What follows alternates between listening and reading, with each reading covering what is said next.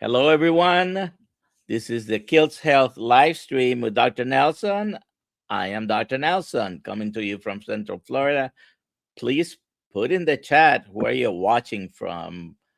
And today we have a special person here. He's going to talk to us about anything we ask him. Please put in the questions, your questions for Kerry about Healing Humanity, the documentary, the community they have, and anything you want. All right. Let me go live on Instagram because I have to do that separately. And how are you doing today, Kerry? I'm doing amazing. I'm grateful to be here with you, Dr. Nelson. Doing wonderful. All right. And thank you very, very much for being here. A lot of people don't know what goes behind setting things up to do live stream. And I had a literally last minute cancellation. So I texted you and you said, fine, yeah, sure, I'll be there. I will never say no to Dr. Nelson or Dr. Kiltz. All righty. So let's start with this one. When is the documentary coming out? Oh, we just ran out of time. No, here's the great news. We're done. We're literally 100% done. We filmed the documentary. We edited the documentary. We did a test screening here at Montello Theater and at a separate theater. We then got some feedback from the test screening. We edited that feedback, and we now have that edit. And we are literally, it should be less than a week before we make an announcement. We have plans and all of this, but we spent almost 3 years working on this. And before we finalize the paperwork and get everything, the attorney is reviewing the paperwork is where we're at right now. So I'm so close to just want to say, you guys can watch it here and this is how it's all going to be. But it's very, very close. I think within a week, we'll make a big announcement. It's going to be out in theaters all over the world, and then it's going to be available for people to watch at home. And there's also going to be an option for if people can't pay for it.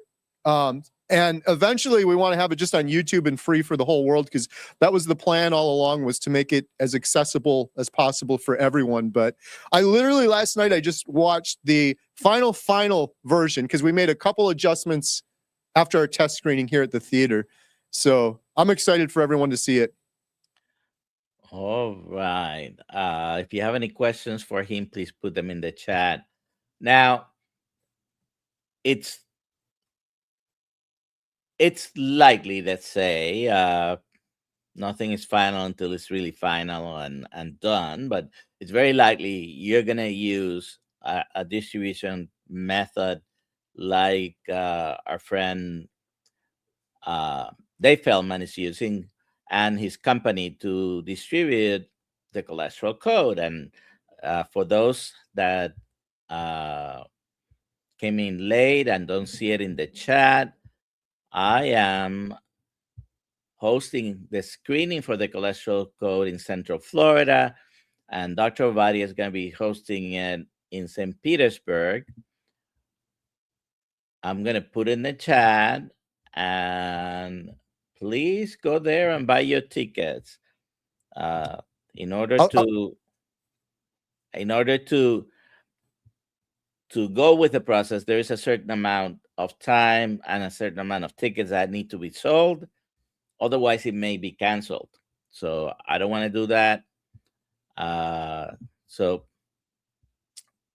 I just put the link in the chat. That's so cool.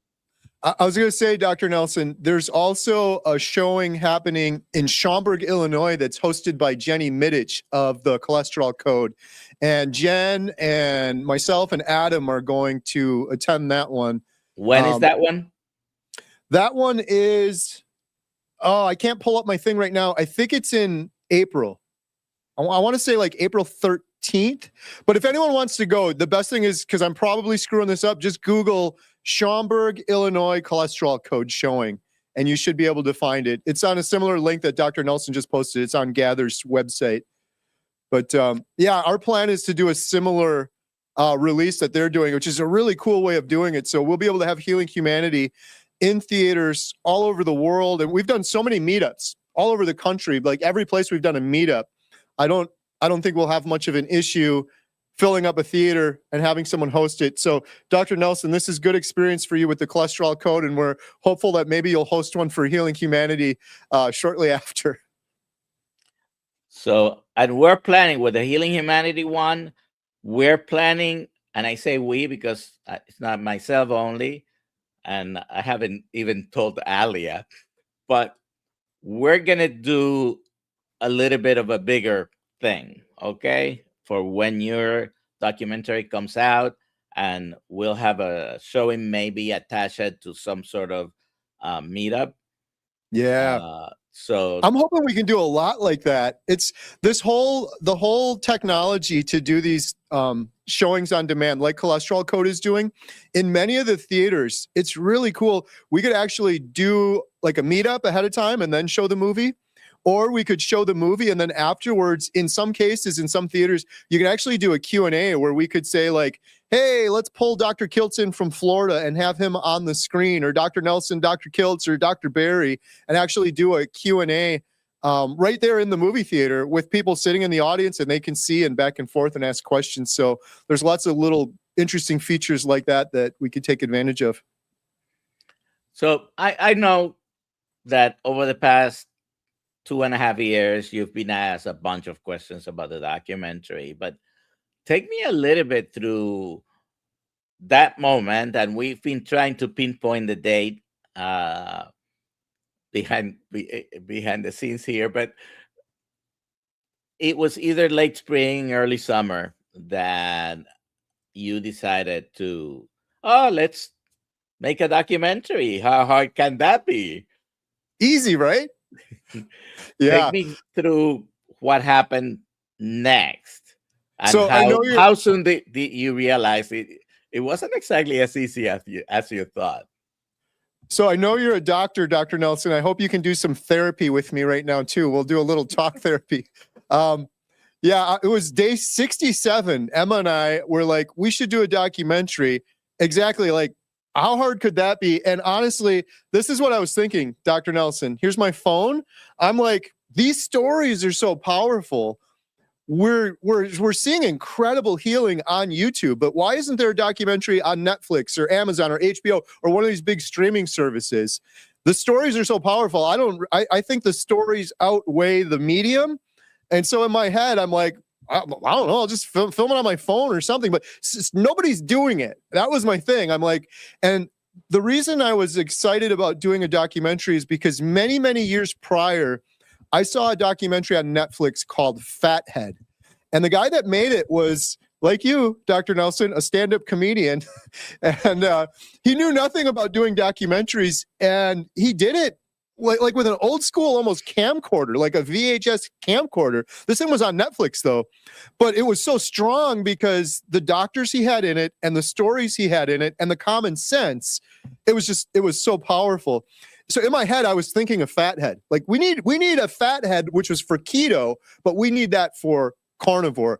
And what I really was excited about was, I love movies, I love documentaries, but so many documentaries lately, it's all science. And you have to have the science. The science is important, but people get bored with science, with 2 hours of science, and they're zoning out. And I didn't find carnivore because I watched someone talk about the science of carnivore. I found carnivore because I saw an individual healing, and it was emotional, and it was raw, and it was powerful, it was real.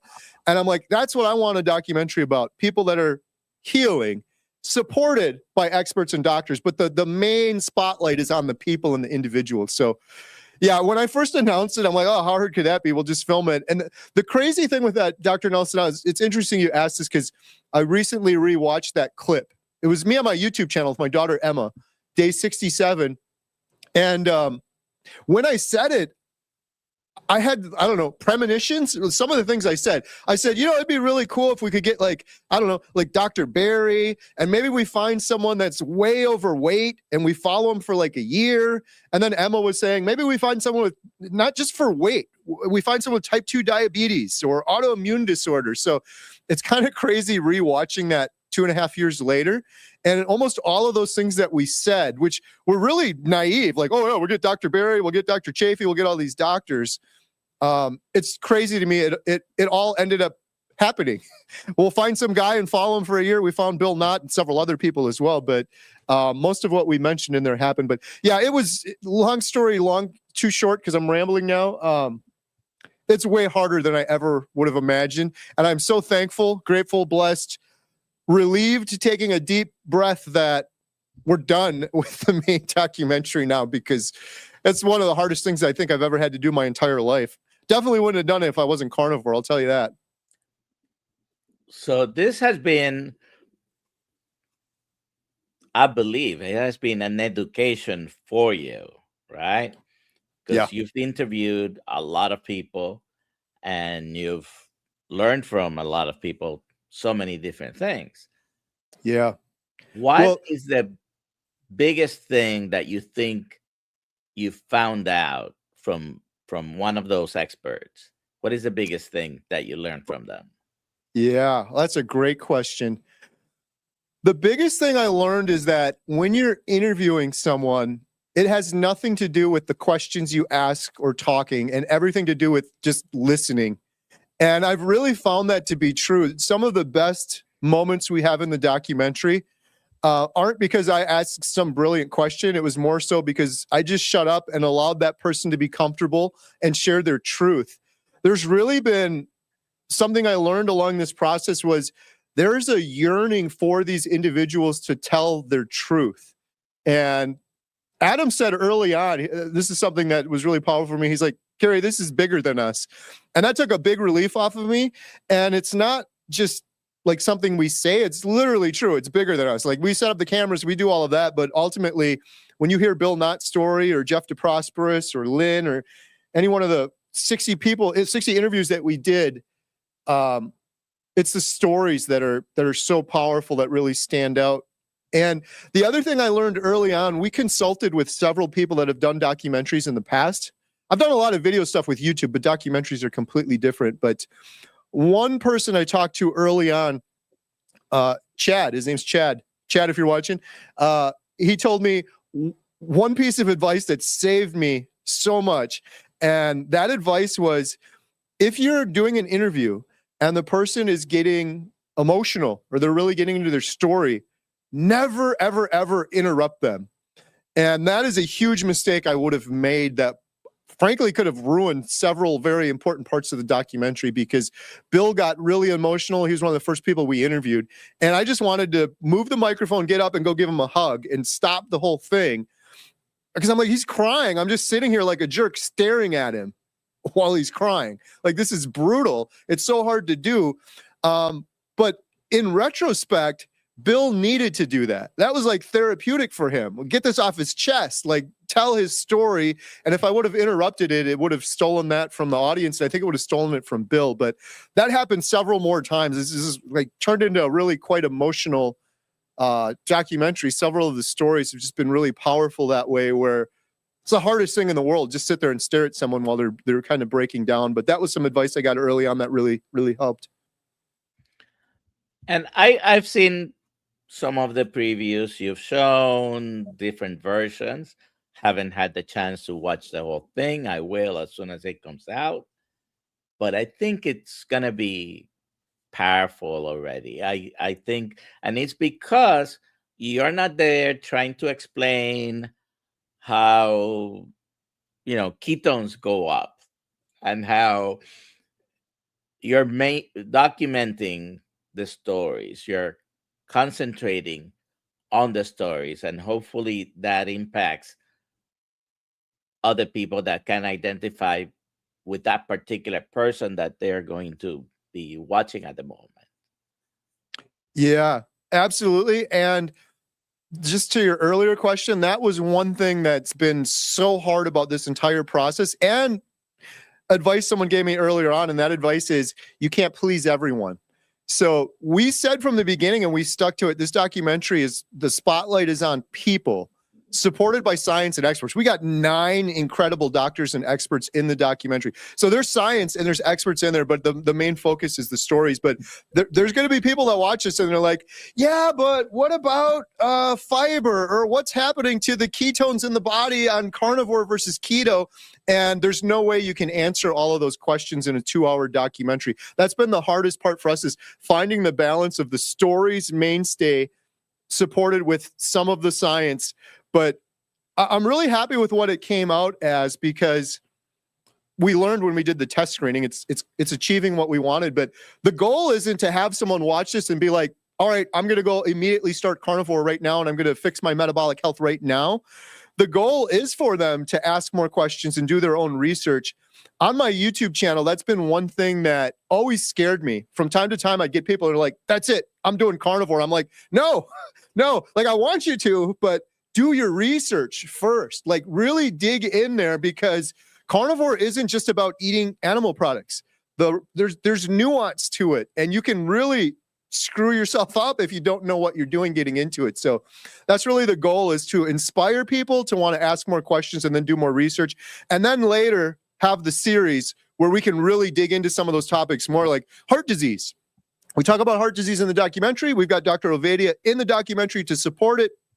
But you could do 8 hours on heart disease. You could talk forever about it. And so there's no way we can answer all of those questions. And there's other documentaries out there that focus on the science more, which is great. And some people prefer just the science, but yeah, ours is the individuals supported by the science. But that was one of the hardest things over the last couple months, is balancing that out. And it's like, we could answer more questions, and now we're going to be like 7 hours long, and no one's going to watch it if the runtime's too long. We do have a couple of questions already, but before I take any of those, one last question about you. You've decided to do this documentary, but what was the most impactful or significant change that you had personally? Ooh, great question, Dr. Nelson. Definitely the depression going away, my mental health improvements on carnivore. That was the main reason I wanted to do the documentary too, because when I started talking about this on YouTube and hearing from so many other people, I don't think there's anything more hopeless in the world than depression. I think that's kind of the definition of depression. It's not like a dramatic thing. You're literally without hope. And I tried everything and it didn't work. So when my mental health cleared up, that is what I was most excited about.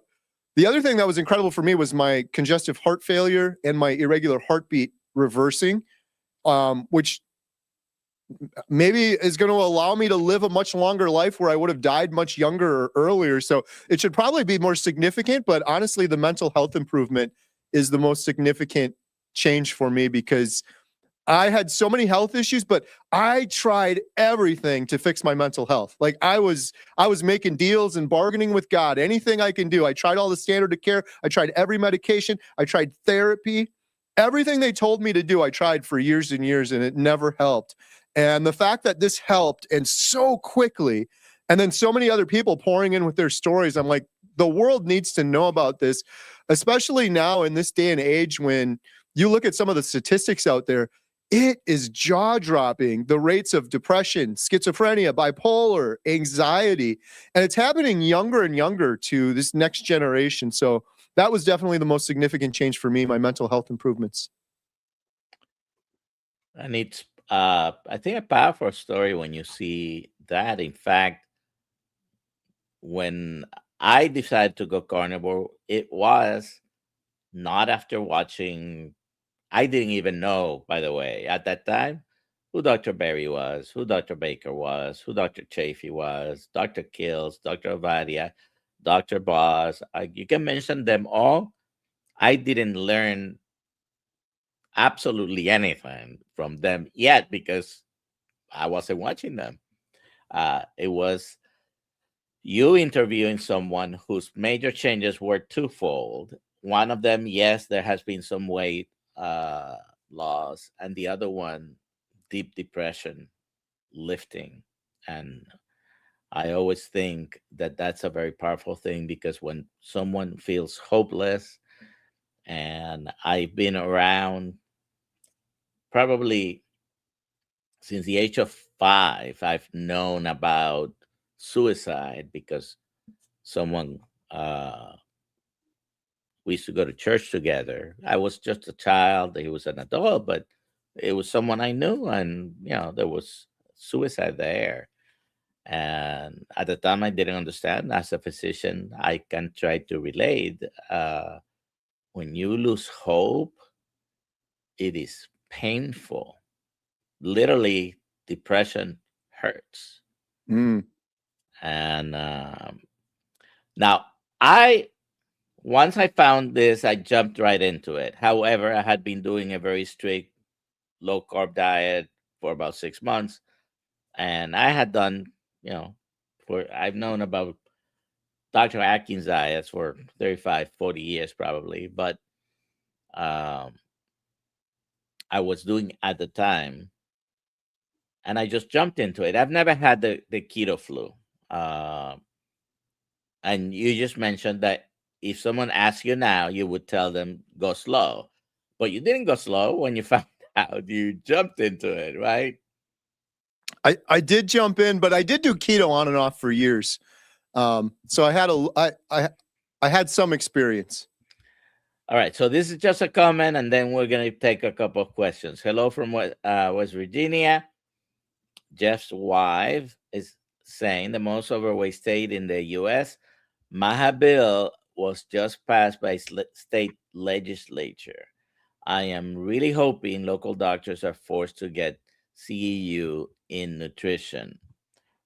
And there's a little bit of a misconception about, do we get training in nutrition? We do get some training in nutrition, and some people do even a bachelor's degree, master's degree in nutrition, but the focus is not on what the keto and carnivore community focuses on. So just because you have a nutrition training, and you might understand concepts a little bit better because you went to school, read a book, took a test, but the metabolic health focus is not the same as what's in most schools.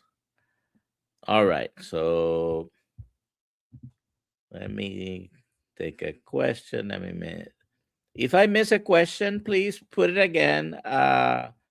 So George, who has a self-appointed ambassador to UK ambassador George. George, Dr. Nelson, for this whole release distribution through the different theaters, like Cholesterol Code's doing, you have a host or ambassador or captain, like you're doing, like you're hosting one. And I don't want to elect George, but if George is interested, George is incredible. George is like so gung-ho. I'm like, George, you should be the Healing Humanity ambassador of ambassadors. Like you're leading the team. Like I bet you if we left it to George, we would be in every theater in the world in short order. Well, he's about to organize this for you.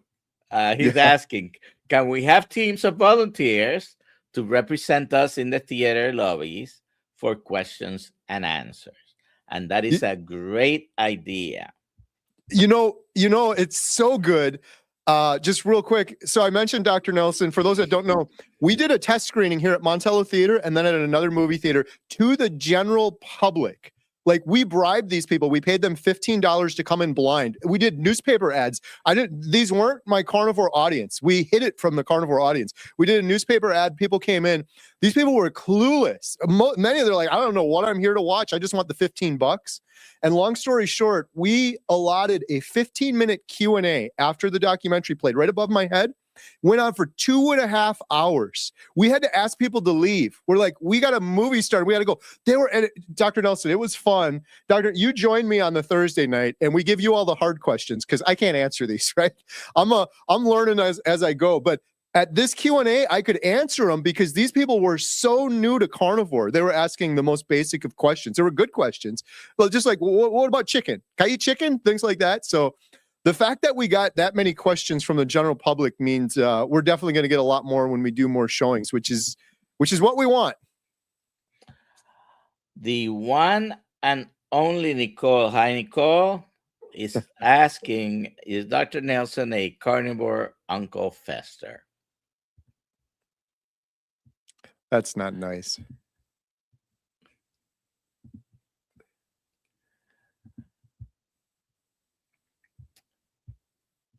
You mentioned before the stand-up comedian. I usually on our live streams, I try not to make too many jokes, but I joke around with other people, so I can take it. Keton Fuel Violin Girl. Keton Fuel Violin Girl. Will Healing Humanity be available on DVD? That's a great question. The goal from day one was to make it as accessible and far-reaching as possible.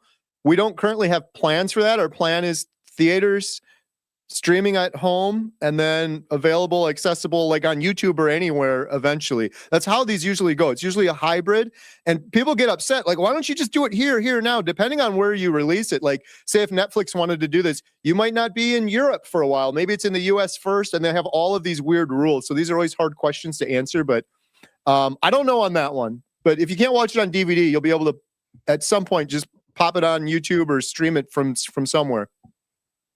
And I think DVD is already a technology on its way out, because most things that you want to watch, you can stream straight into your phone and your TV, all that. So, all right.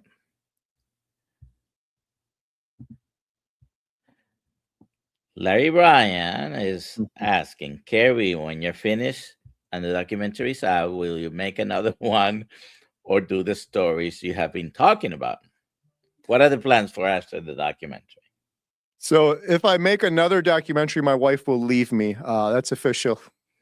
No, after the documentary's out, my true hope is that we can work on the series, which I'm even more excited about than the documentary itself, where the series will be an episode for every major health issue. So if you have a loved one with cancer, here's a whole hour-long episode on cancer with a cancer doctor and individuals that have used metabolic therapies for their cancer treatment. Episodes for depression, autoimmune disorders, all of that. And the thing is, we have much of that filmed already. We filmed so much footage, which was another reason this was so hard, Dr. Nelson. And I'm a rookie. I've never done a documentary before. I'm like, just film everything we possibly can. Like, we're out here. There's no cost for film. It's just memory cards. So we filmed so much that we have 400 hours worth of footage. We have enough right now to do the mental health episode, the aging episode, and a cancer episode.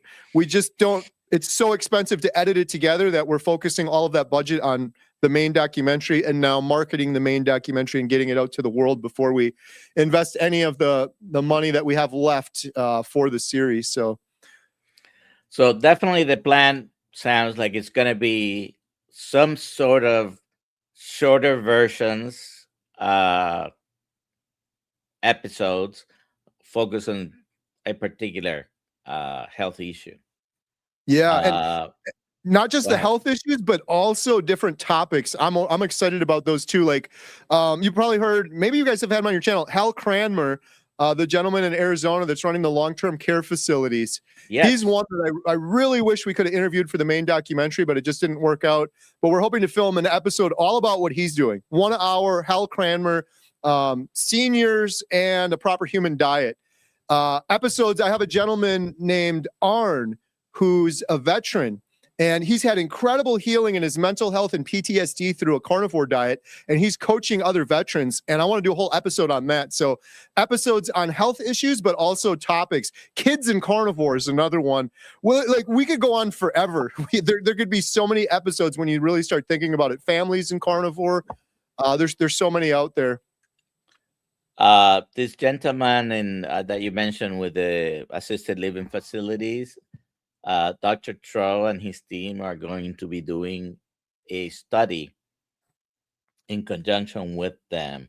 Obviously, whether it's a documentary or trying to do a study, is not something that the results will be available in just 6 months.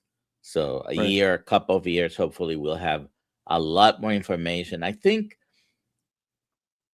the internet and the social media, even though it can be risky and have its negatives, unfortunately, it has helped and it will continue to help to spread the word on these things. What do you think? Yeah, absolutely. Like that stuff with Hal Cranmer should be front page news. There's a couple YouTube videos out there about it, but there's literally people, they go to those long-term care facilities. That's their final home.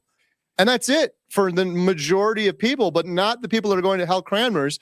They're literally getting sent home. There's a couple individuals, Adam and I have already talked to, that we could film. One guy went back home and he's surfing now. So the fact that this isn't front page news, I'm not going to shut up about it. We're going to make it front page news. We're going to just keep talking about it, because there's so many people out there that they would be doing this if they knew, or at least if they had it as a tool in their toolbox. Are you a physician, Kerry? No, I just play one on TV.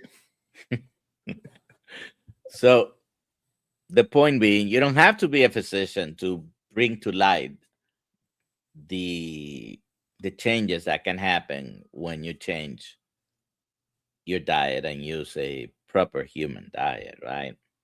Right. Susan Hogg, carnivore and autoimmune diseases discuss. Thank you. You have already interviewed a lot of people, maybe not as many as Dave Mack, but a lot of people, right? Have you interviewed people who have put in remission lupus? Yeah. Rheumatoid arthritis? Oh, yeah. Multiple sclerosis? Yes. Several. And I can go down the list. I know the answer, of course, because you've interviewed many, we've interviewed many here. Autoimmune, and I'm doing some deep dives on those as well. Definitely improvement. I met someone, without making a long story too long, but the last person that I met with multiple sclerosis, she's had incredible improvement in just 2 weeks. Went back to the gym, which she had not been able to do because of fatigue, which is a major symptom of multiple sclerosis. I'm going to leave it there, but I just wanted to add one thing. I'm not a doctor, but autoimmune disease, like multiple sclerosis, we could do a whole video on this. It's, again, I'm not a doctor, but the thought that autoimmune disease is the body attacking itself is just something I can't wrap my brain around, because I don't know any other instance where the immune system is attacking itself. Here's the thing with autoimmune, when people ask me, or multiple sclerosis in particular, the mainstream, like I think if I went to a mainstream doctor, they'd say, it doesn't matter that all of these people that Dave Mack interviewed, Diane Ladd, people I've interviewed, have found healing for multiple sclerosis on carnivore. It's anecdotal and there's no long-term studies. That, to me, Dr. Nelson, is crazy, because what we're suggesting is not some medication or some crazy thing. It's like, maybe you should just try eating a proper human diet. Try it for 30 days. We know with multiple sclerosis, it's the myelin sheath getting damaged. The myelin sheath is made out of fat and cholesterol, and it's also inflammation for multiple sclerosis. I don't know any better way of getting rid of inflammation and getting more fat in your diet than eating a carnivore diet. For me, it just blows my mind that there's people out there suffering with MS, lesions on their brain, mobility issues, and many of them, because of their doctors, they'll say, I can't try carnivore. That's just anecdotal. There's no science, but it's like, we're just suggesting eat a proper human diet. It's an elimination diet. See what happens.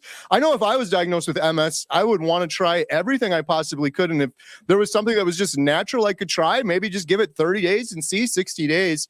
I would want to do that.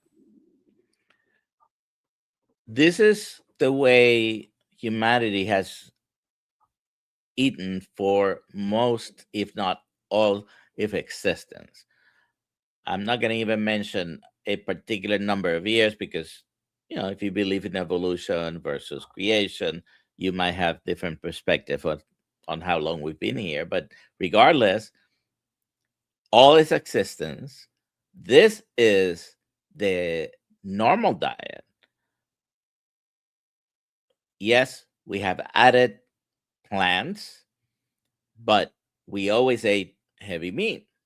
So being a vegan, which is a term only from the past 50 years or less, didn't exist before. And even though there is some historical evidence, there were people who didn't eat animals, vegetarians, they still had eggs and dairy and other sources of some of the vitamins that they need that it doesn't exist in plants.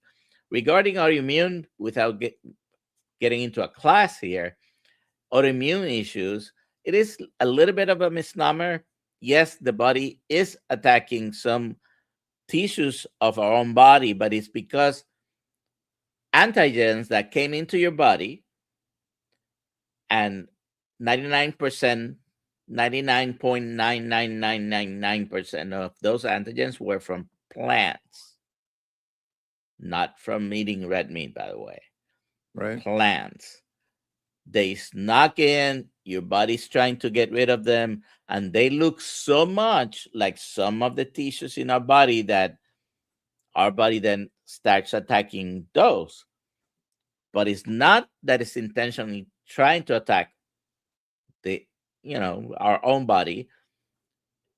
It's just what's called molecular or cellular mimicry. All righty. Just a comment on this DJ Magic Man. It'd be a great idea to interview some of Hal's tenants that have healed and what they're doing with their newfound life. Yeah, that's the plan. And like I said, Adam's already lined up a couple, but there's one gentleman in particular.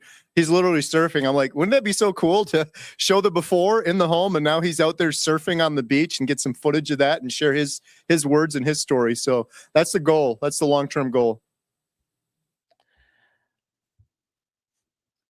Do you have a clear plan on how these follow-up episodes or stories are gonna come out? Yes and no. We have it all outlined. Like, I literally have an outline for every major health issue and who will be in it and where we have some holes that we have to fill in and do some more interviews. The big unknown is honestly just the budget and the money. That's been the other hardest part about all of this. People have no idea how expensive it is.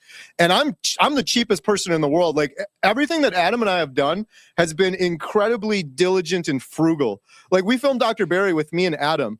Other documentaries, like the animal documentary, for example, I heard they had like 30 people doing an interview. There's a sound guy, there's an electrician, there's the grip, there's a guy with the headphones on, and it's like me and Adam. So that's been the biggest part, is the budget. So that's the biggest barrier. If we had unlimited budget, we'd be done with several episodes of the series right now. It's just a matter of editing them together. And our editor, John, is focused on the documentary. Well, he's just about done with it now, but the budget to give to John isn't there at this point, because now that the documentary is done, we have a little bit of budget left in the bank, and we either put it towards the series, we'll have nothing for the marketing of the movie. That's the most expensive part with any documentary or any movie, is marketing it. We haven't even hit the expensive part yet. That's the worst part of it. Like, you could have the greatest film in the world. We could have had Martin Scorsese direct Healing Humanity. Could be the greatest thing ever created. Maybe it would go on to win many Oscars if Martin Scorsese directed it, but no one will watch it if you have no marketing for it, if you don't get the word out for it. And so that's our challenge right now, is allocating our budget to marketing the main documentary. Hopefully the main documentary is a success and people are interested in learning more and following up and doing more, and then we can move into the series afterwards. At Faith Focused Food Freedom, this is Karen from Lakeland, Florida. She's asking, how were you first introduced to carnivore? what was your initial reaction to hearing about it? Yeah. I was first introduced to carnivore through my hero, Dante Ferrigno, who was sharing his individual story. Just real quick, my wife and I were watching YouTube. I saw this video of this huge guy. He reminded me of myself, depression, IBS, arthritis. He had many of the same health issues I had. And he said, I'm going to eat this meat-only diet and see what happens. And I'm like, this guy's insane. This is crazy. But in my head, because I knew about keto through that documentary I mentioned earlier, I'm like, this will work. He's just talking about a strict keto diet, but it's insane. You can't eat meat. You're going to get bored. It's going to be expensive. I'll clog my arteries. I have heart disease. So I went on and I did a bunch more research after watching Dante. But my initial reaction was, this is crazy. Long story, way too long. Then my wife and I fast forwarded and we saw that video was 2 years old from Dante. We watched his most recent video, complete transformation. And I'm not just talking about weight loss. You could see him glowing, full of joy and happiness. And that was what really convinced me.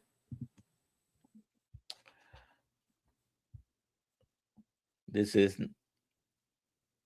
not exactly a question, but well, I don't know if he's asking if you are using AI for marketing or suggesting that you use AI for marketing. But yeah, we're trying to kind of steer clear of AI. There was some temptation along doing the documentary, just for getting like B-roll shots, for example. Say you need a shot of a grocery store, very expensive to get a permission to go film in a grocery store, and you could use AI for something like that. But we chose early on to keep AI out of it, and so everything that we filmed in the documentary, all the voices, all of the video is 100% real. I don't know about using it for marketing. We have tinkered with it a little bit for like promotion stuff, language, like how to phrase stuff. But yeah, I'm not sure on that one. Okay. As you have gone along this ride, have you found when you're actually telling people and objections come up, what is the most common one?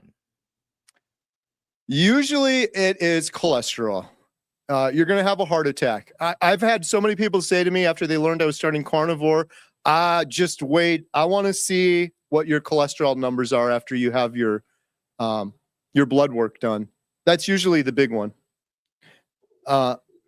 My argument back to that, supported in large part by Dr. Nelson and some things I've learned from you, also from what I've learned from Dr. Ovadia as well, is it's crazy to me that is the first thought. That was mine too, so I get it. But that's the first thought for everyone is cholesterol, when there's literally like, 10, 11 other things that are more indicative of potentially having heart disease. So having poor metabolic health, insulin resistance, inflammation, being pre-diabetic. There's so many other things that are going to cause you to be more likely to have heart disease versus having high cholesterol numbers. The biggest thing I learned from Dr. Ovadia too was heart disease is from insulin resistance and inflammation.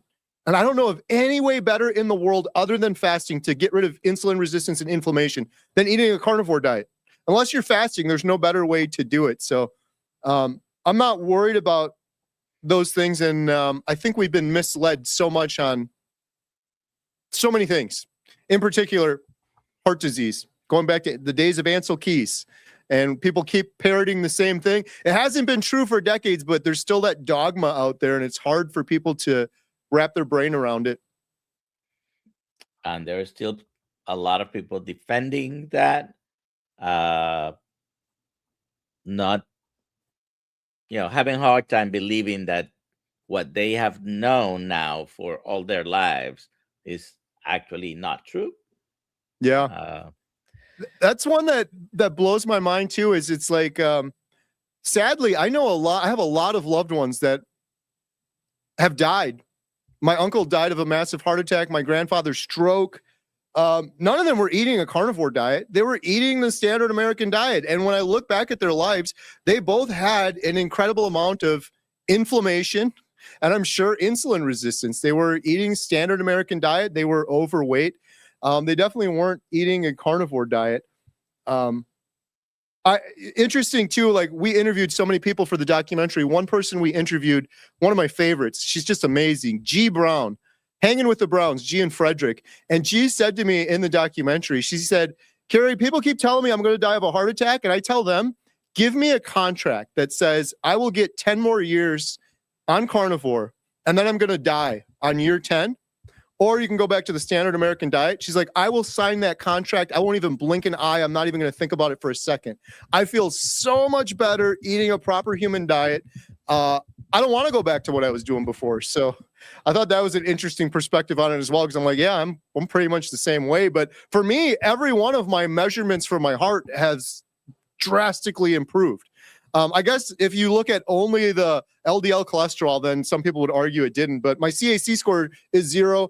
My advanced lipid panel showed the good particles instead of the bad particles. And my congestive heart failure reversed. Like my heart echo, I had 50 measurements on my heart echo before carnivore, 50 measurements after. Nearly every single one of them improved. The stroke volume of my heart, the thickness of the wall of my heart, the size of my heart, all of those metrics improved on carnivore. So I know I'm just an anecdote, but yeah, we've been so misled. The biggest thing that makes me mad about all of that, Dr. Nelson, I think I've talked to you about this before, but I was on statins for I think almost 15 years, and who knows if the side effects I had were from the statins or the other 10 or 15 medications I was on. But I had muscle aches, I had brain fog, I had memory issues, which are a lot of the reported side effects of statins. But I could have had a CAC scan for $50 done. And if I would have had that 15 years ago, I would have been like, I'm not going to take the statin right now. Maybe I'll get another CAC scan in a couple of years and see how I'm doing.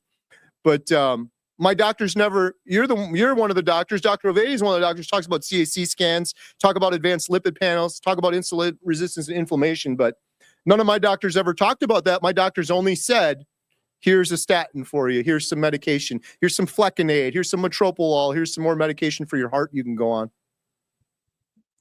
All righty. Questions, please put them in the chat. If I have missed any questions, please do it again. Oh, I have our friend Dr. Ana Rosa watching. Hello, Ana. Dr. Ana. And she's on Instagram, so I can't show the comment, but let's do an imaging episode she's suggesting for the follow-up. Yeah. Episodes. Oh, that's great. There's so many we could do. I was thinking about, I had Dr. Sean O'Mara on my channel, and he talks about visceral fat and getting imaging of your visceral fat, things like that. There's so many. Kids and carnivore is a big one that I really want to jump into, because so many people we interviewed in the documentary, well, not so many, but several of them had children that are eating a proper human diet and just absolutely thriving. And that makes me happy, because when I found healing, I'm like, I'm good. I'm a grown man. Like, I could just move on. But then I look at my kids and the next generation coming up, and they're eating a lot worse than I was. You know, it's like, where are they going to be when they get to the point that I was my sickest? I don't know if they keep on this path that they're on. Oh, right. What do you think about the changes that we've been experiencing here in the United States in the food guidelines? Yeah. I think what we're seeing in the United States is incredible on one hand, but it's only going to do so much, because I believe that it's up to the individual to want to change. We can change the guidelines and the recommendations in the food pyramid.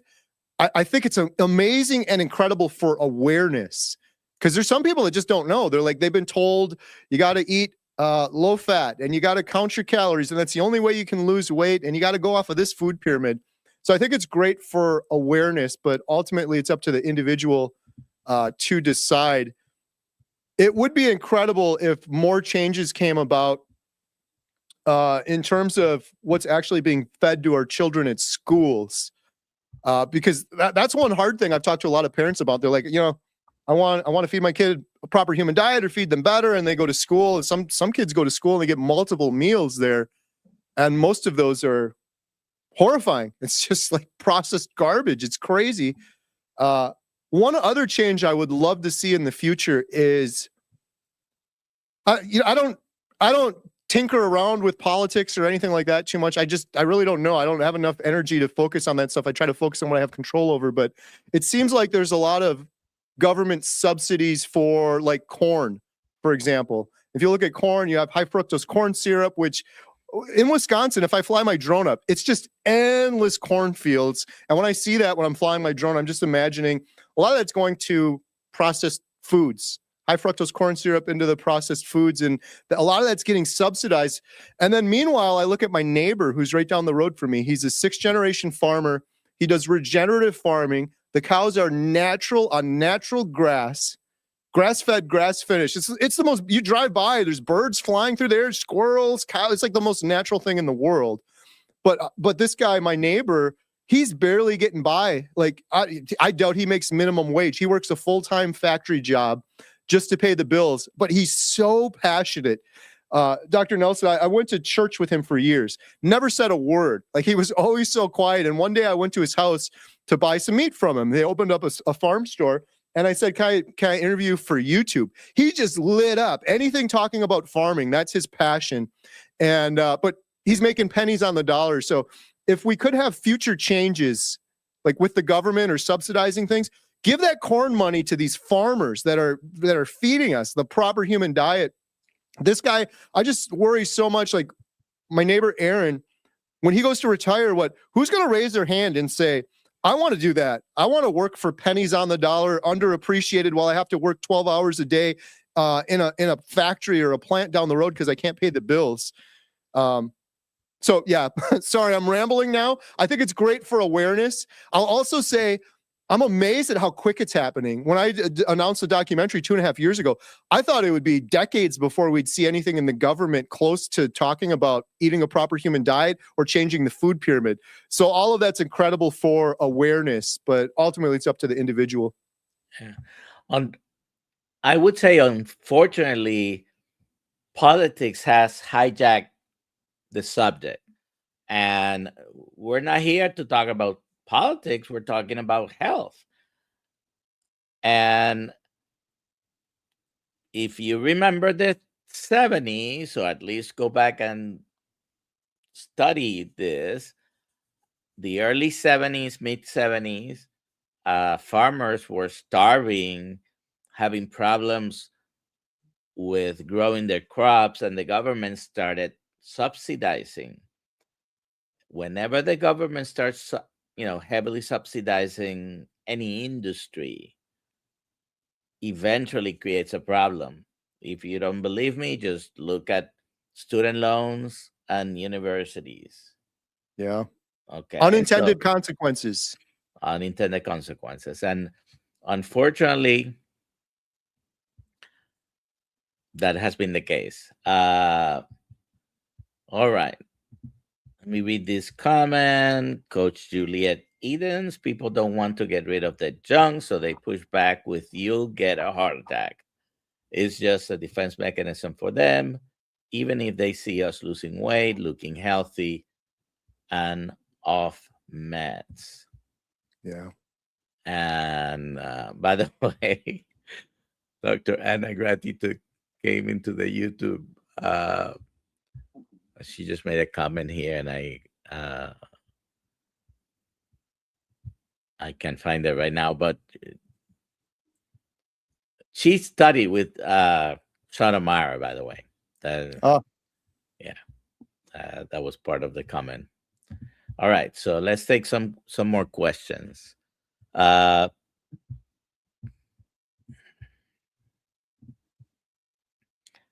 TKH 22. Did you start carnivore immediately after watching the video, or did it take you a few weeks to work your way to carnivore? So for me, it was relatively soon after. It wasn't that minute I watched Dante's video, because in my head, I'm like, this is great for Dante, but I have congestive heart failure. I will have a heart attack, because I was under the mindset that meat is going to clog my arteries. Fatty meat cholesterol is going to clog my arteries. So I did more research after that. And then I found Dr. Barry, and I found a great video by Dr. Ovadia talking about heart disease on Diary of a CEO. And I'm like, this guy's a heart surgeon and he's advocating for eating a carnivore diet. He eats a carnivore diet himself. After I did my research, I started, and that's what I advocate for everyone. Don't just jump right into carnivore. There's some nuance to it for sure. And a lot of people I see that jump right in ultimately end up failing because they're eating lean chicken, or they're not getting enough electrolytes, or they're missing sort of some of the framework around it. Rick is asking, Charter Mopar, will Kerry take the heart attack burger challenge? I accept. I need more info. I apologize. So I just did a video, Dr. Nelson. I did KFC chicken at home, and I used Rick's heart attack chicken recipe. And I credited Rick in the video, and I linked to him, and I shouted him out because he's been talking about the heart attack chicken forever. And it was incredible. I rarely do chicken on carnivore. And I think I'm going to be doing it more regularly now. I've had issues with chicken in the past, but what is the deal with the heart attack burger? Are we deep frying it in tallow? It's basically the same as the chickens, but doing a burger. Just drop it in some patty on beef tallow. I believe so. Yes. Rick, I accept. I'll do 2 of them. I did a deep fried chuck roast once. I sous vide it, and then I deep fried it in beef tallow. But I haven't done a burger yet. I have a sous vide. I haven't used that. It's amazing, Dr. Nelson, but it's one of those things. It's like, man, carnivore is so easy, and now I got to spend hours sous videing and searing, but it is really good. Susan Hogg says, Dr. Nick Norwitz has some great videos on nuances with metabolism regarding keto and carnivore diets. Yeah, he's got very a great good. video. He does a lot of good content. All right. Next question here. We did that.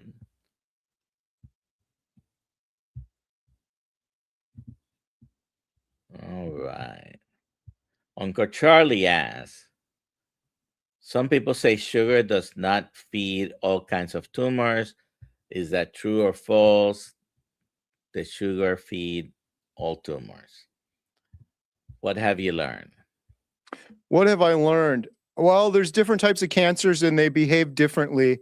I don't get into the nuance of all of that. When I ever get a cancer question, I always suggest go check out Professor Thomas Seyfried. You can actually email him, tell him the type of cancer you have. He'll send you a packet of information. But if it were me, if I had a tumor, any type of tumor, I would still be doing a carnivore diet. And it's not because I'm doing a documentary and I'm biased. It's because I believe I believe cancer, from what I've learned, feeds on glucose and glutamine.